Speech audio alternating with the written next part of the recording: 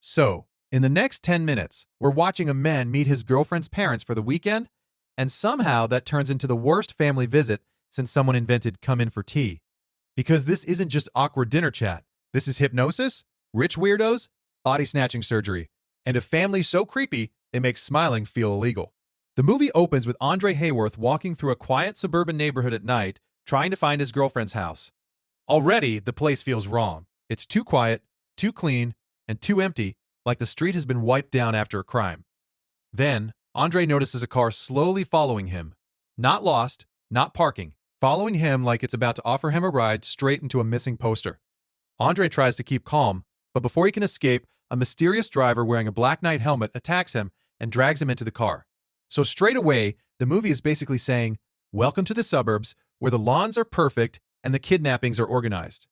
Then we meet Chris Washington, a talented photographer getting ready to visit his girlfriend Rose's parents for the weekend. Chris asks if her parents know he's black, which is a fair question when you're about to be trapped in someone's house eating their food and pretending their weird comments or jokes. Rose brushes it off and says her dad would have voted for Obama a third time. And honestly, that sentence would have me canceling the trip. Because when someone uses Obama as a safety certificate, you already know dinner is coming with a side of nonsense. Chris still goes, because love makes people brave, and sometimes it makes them ignore every red flag doing cartwheels in front of them.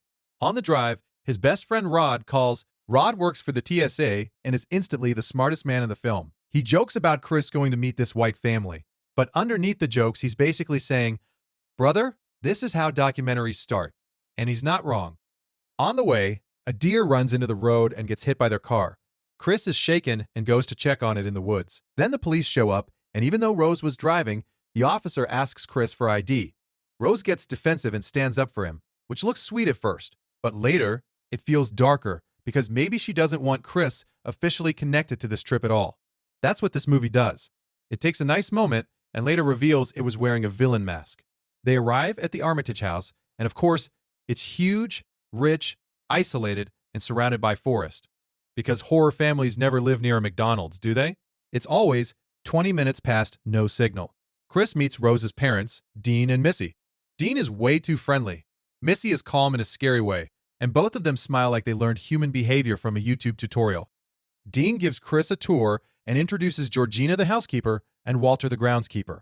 Both are black, and Dean immediately starts explaining why that isn't weird, which makes it extremely weird. Mate, nobody asked for your guilty TED Talk.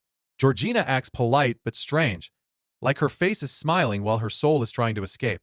Walter is even worse, just standing around with that haunted gym instructor energy.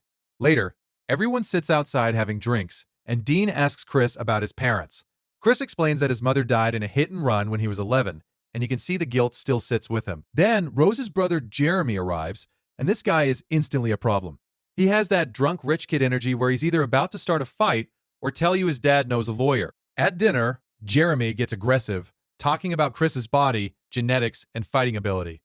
Then, he tries to put Chris in a headlock because apparently this family's version of dessert is assault. Chris came for a polite weekend, not a racist escape room with table manners. That night, Chris tells Rose her family is making him uncomfortable. Rose acts supportive, but not supportive enough. Chris can't sleep, so he goes outside for a cigarette. Then, Walter suddenly runs past him in the dark like a possessed personal trainer, and Georgina appears at the window like she's been installed there. At this point, I'm not smoking. I'm packing. Missy invites Chris into her office and starts making tea. She talks about hypnosis, and Chris says he's not interested, which is the correct answer because being hypnotized by your girlfriend's mom at midnight is not therapy. That is DLC for hell. But Missy keeps tapping her spoon on the teacup and asking about his mother. Chris remembers being a child, waiting at home while his mother never came back. Then suddenly he can't move. Missy sends him into the sunken place, where he falls deep inside his own mind, trapped behind his own eyes. That is terrifying. Not a monster, not a ghost, just someone stealing your body while you're still alive inside it. Chris wakes up the next morning thinking it was a nightmare, but he also doesn't want cigarettes anymore. So Missy definitely messed with his head.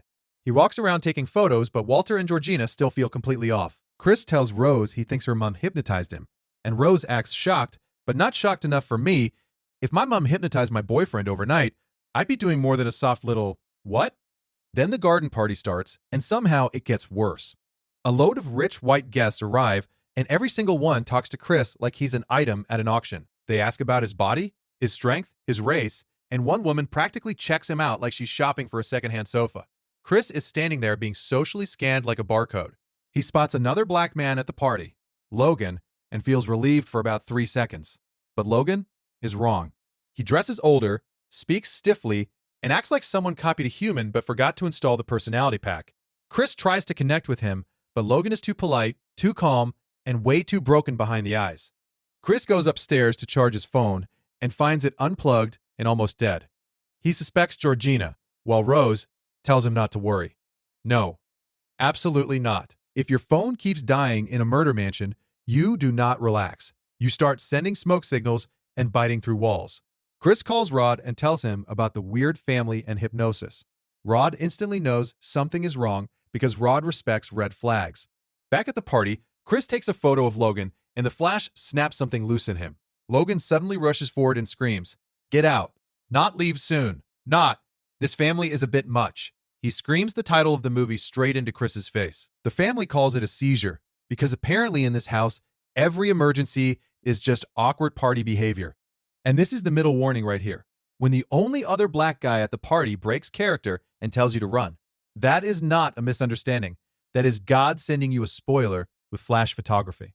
Chris is shaken and tells Rose they need to leave. Meanwhile, Dean and the guests are holding a silent auction with Chris's photo.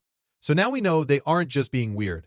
They're bidding on him. Chris sends Logan's picture to Rod, and Rod recognizes him as Andre, the missing guy from the start. That's when the whole thing clicks.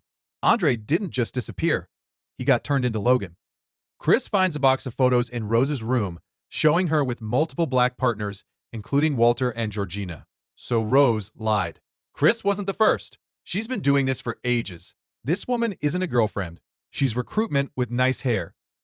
Chris tries to leave, but the whole family blocks him in the living room. He keeps asking Rose for the car keys, and she pretends to look for them before revealing she had them the whole time. Cold, evil, freezer section behavior. Then Missy taps the teacup and sends Chris back into the sunken place. Chris wakes up tied to a chair in the basement, facing an old TV. Roman Armitage explains the coagula procedure. Basically, this family transplants the brain of an old white person into a black person's body, leaving the victim trapped inside. It's disgusting, horrifying, and somehow they explain it like they're proud of their little science project. These people didn't need a bigger house. They needed prison. Meanwhile, Rod goes to the police and says Chris has been kidnapped by a rich white family who hypnotize black people. The detectives laugh, which is annoying because yes, it sounds insane, but he's basically right. Rod is doing better detective work than the detectives, and he works at the airport. Back in the basement, Chris pulls cotton from the chair and stuffs it in his ears so Missy's hypnosis won't work. Smart as hell. When Jeremy comes to get him for surgery, Chris pretends to be out, then knocks him down. Finally, Chris starts fighting back. He kills Dean with the deer antlers, which is beautiful revenge from the deer earlier. That deer said, "I may be dead, but I've got one assist left." Chris sets the room on fire, fights Missy, kills her, and takes down Jeremy when he comes back, because apparently, rich villains have cockroach health bars. Chris escapes in the car but accidentally hits Georgina. His guilt over his mother kicks in, so he stops to help her. It's tragic, because he doesn't want to abandon someone again. But Georgina attacks him because she's actually controlled by Rose's grandmother, and the car crashes. Rose comes after him with a rifle while Walter chases him down. Chris uses the camera flash, snapping Walter back into himself. Walter takes the gun, shoots Rose, then shoots himself, ending Roman's control. Chris is left with Rose bleeding on the road. She tries one last time to manipulate him, calling him baby. But Chris is done. He starts choking her, then stops because he refuses to become like them. Then police lights appear, and for one horrible second, it feels like Chris survived all that just to be blamed for it. But thank God, it's Rod. He pulls up in the TSA car like the final boss of common sense. Chris gets in, beaten and traumatized, but alive. And Rod basically earns the biggest "I told you so" in movie history. And that's the nightmare of this movie. It starts as an awkward weekend meeting the parents, but all the smiles, compliments, and "we're not racist" speeches are part of the trap. Chris survives because he pays attention, trusts his instincts, and finally realizes Rose isn't protecting him. She's the bait. And that's Get Out, a movie that proves meeting the parents should come with a background check, a full phone battery, and one mate tracking your location. If you liked the creepy tension, the sudden chaos, and the why the hell are you still there moments in this movie, then you need to watch my recap of The Bonekeeper next. That one has the same crazy action, people making terrible decisions, and danger coming from every direction. And I'll see you over there.